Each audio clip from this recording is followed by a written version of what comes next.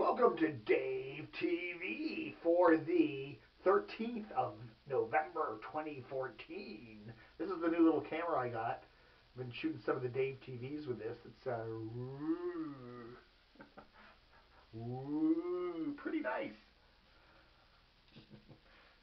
So anyhow, as I walk past the my huge pile of, you can't see that in the dark there too well. My huge pile of camo pans. There they are. There's more of them. Anyway, how y'all doing, everybody? It's Dave TV here. Big Dave. Got to turn off MAL. Can't listen. Chris Plant is the funniest man on radio. He's a parody of himself. uh, so anyway, let's see. How am I going to do this with this little camera? I don't know. You probably can't. Well, I better turn on the on-air light too, or else I'll get some complaints. Comcast today, or big ad. Comcast today, big ad in the paper saying they've helped more people by increasing internet speeds 13 times in 12 years. That's wonderful. But they've also raised their rates 13 times in 12 years. This is the Washington Post. I hope this is coming through. I don't see the viewfinder over there. But, yeah. There's the automotive section in today's Washington Post. That's it. That's it. Very bottom of the page. That's it. Oh man, oh man. What a sad little paper. So anyhow, somebody writes me, as we approach this time of the year when failing radio stations move to all Christmas as a precursor to a new format, you have to wonder how long CBS and Cumulus will ride with WNEW and WRQX respectively. Despite WTOP losing a tenth of a point now and then in the ratings, WNEW's cum, he meant Cume. WNEW's Cume has decreased lately. Blah, blah, blah, blah, blah. I'm just running here. Basically, they're saying these are two radio stations that aren't doing well. WNEW, WRQX. You know, WRQX losing Jack Diamond. They fired Jack Diamond a year and a half ago, and their ratings and their revenue went down in the toilet. You know, WRQX was probably one of the top 5 or 6 billing radio stations in the Washington market. Even though it didn't have the greatest ratings, it made a lot of money. And one of the reasons why, because the advertisers liked Jack Diamond. It was a morning zoo-ish show, but it was friendly. It didn't have a lot of racy stuff on it. And there was a lot of advertisers that liked that. When Jack left, they left. So now Cumulus is wondering, what the F do we do now? We flip the format and they put a new morning show in and they've invested some money, but it's not getting any ratings and it's not differentiating itself from better morning shows on, CBS's Fresh and Hot 99.5, which is an iHeart Media station. So anyhow, what's RQX doing? Well, the rumor could be, maybe they'll flip to this Nash country format by, next year. But if you look at Nash in the big markets, it isn't doing that well. New York, for example, Cumulus put Nash on 94.7 up in New York City, which is not the greatest signal in the world, but it does cover Manhattan. It's based in North Jersey. But again, the ratings aren't that great. So then if you put Nash down here in Washington, you'd be going right up against MZQ, so that, which gets pretty good ratings, so I don't know, so what do you do with 107.3? I know, I say put like a Jack Oldies format on it, I think that would be good, or as I say, if you're going to do the contemporary hit thing, maybe do some sort of a bilingual format. Go after El Zal, which doesn't have a great signal. CBS's 107.9. Go after that, and you've got an inside the Beltway signal with 107.3. The one thing you do have with 107.3 is a great signal.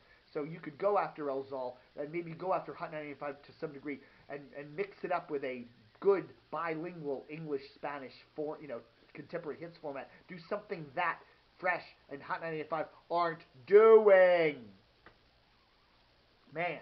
And then WNEW, I don't know. I would say the same thing, put an oldies format on there or something, but I think CBS is committed. They need to be committed. CBS is committed to that format. I think they're selling their all newsers as a package nationwide, and it's just prestigious to have something here in Washington. And I think it's a loss leader for them in this. They're a big company, and this is just prestige for them. And I really think there's no chance they're going to do anything with it other than keep it running. You're going to see some tweaks to it. There may be more sports on it, like they put the Wizards on it and stuff like that. You're going to see stuff like that. But I don't think they're going to make any changes. CBS moving to new studios in down near Nationals Park. I think they're not going to make any changes to NEW, at least for the foreseeable future, at least for 2015. I don't see it. So, whatever. So I get an email from one of my radio gurus, an interesting email. Today, I guess, yeah, today, today. They're saying how, and we've heard this before. CBS is, how do I say this? WPGC is obviously oriented to our African American audience. It tends to be, it's it's got an rhythmic, urban, contemporary format, whatever. Anyway, they're telling me that that a lot of the white management doesn't understand the black folks that are running the station. And there's a PD over there named Angelique Alston, who's basically the APD, Assistant Program Director. She's not even the PD, but my source says she's doing all the work. She's doing all the things. She's not getting the credit.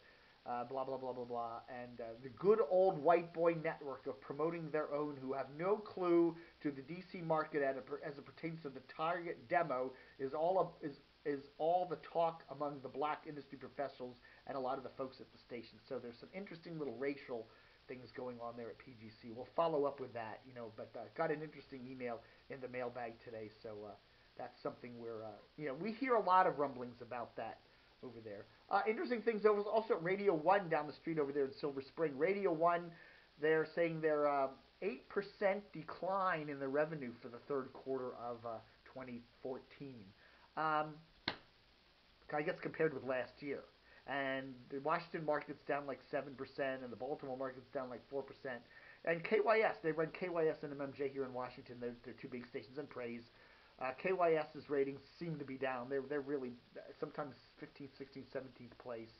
So interesting there. MMJ, they've seen a little bit of a slump in the ratings, and I just heard their program director got the boot the other day. So it'll be interesting to see what's going on there. Praise seems to be doing pretty well.